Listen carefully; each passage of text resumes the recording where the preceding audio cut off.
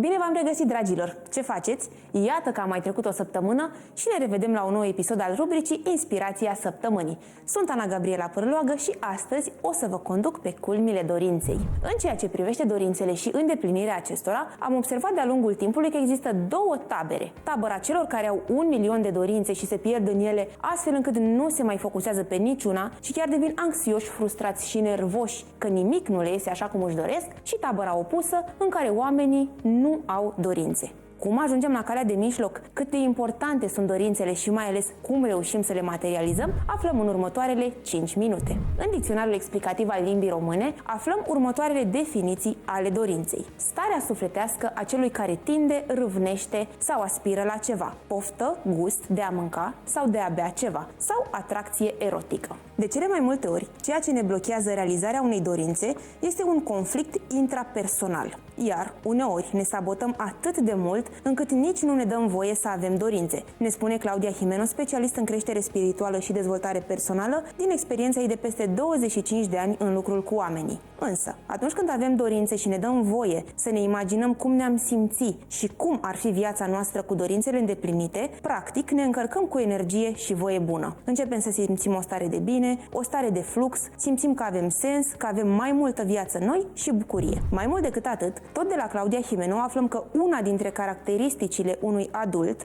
este să te simți capabil să-ți satisfaci nevoile de bază și să realizezi anumite dorințe prin forțele proprii. Pe lângă faptul că atunci când ne îndeplinim dorințele, simțim bucurie și satisfacție, procesul în sine pentru a realiza o dorință ne ajută să ne creștem stima de sine, începem să ne recăpătăm puterea personală, ne cunoaștem valoarea și ne împuternicim, pas cu pas. Pentru că în momentul în care ne dăm voie să ne dorim lucruri, este un semn că suntem în contact cu noi și cu nevoile noastre. Iar atunci când începem să facem demersuri clare pentru realizarea unei dorințe prin forțele proprii, este un semn că suntem mai conștienți că noi suntem creatorii propriei noastre vieți și ne-am asumat viața. Se spune că atunci când îți dorești ceva din tot sufletul, iar mintea, corpul și emoțiile sunt aliniate în acea direcție, tot universul lucrează la îndeplinirea acesteia. Și am descoperit la Niculina Gheorghiță, psiholog clinician principal, cele 5 cuvinte magice care ne deschid diverse fluxuri de conștiință, așa cum spune chiar autoarea. Conform cercetărilor ei, acestea sunt: eu vreau, eu cred, eu știu, eu pot, eu sunt. Iar acum o să vorbim despre primul cuvânt din această ecuație.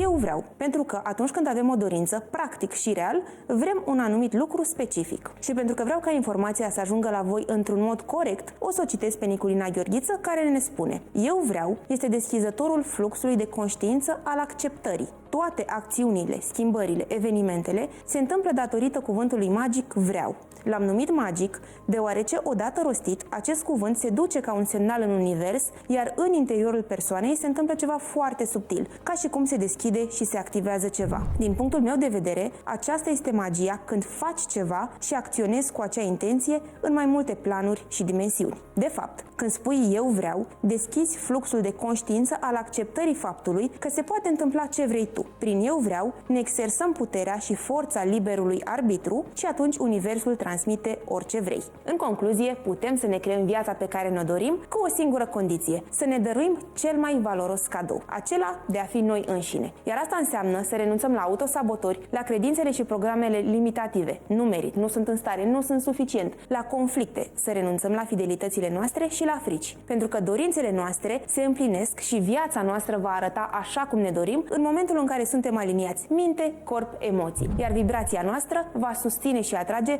tot ce este mai bun și mai frumos pentru noi.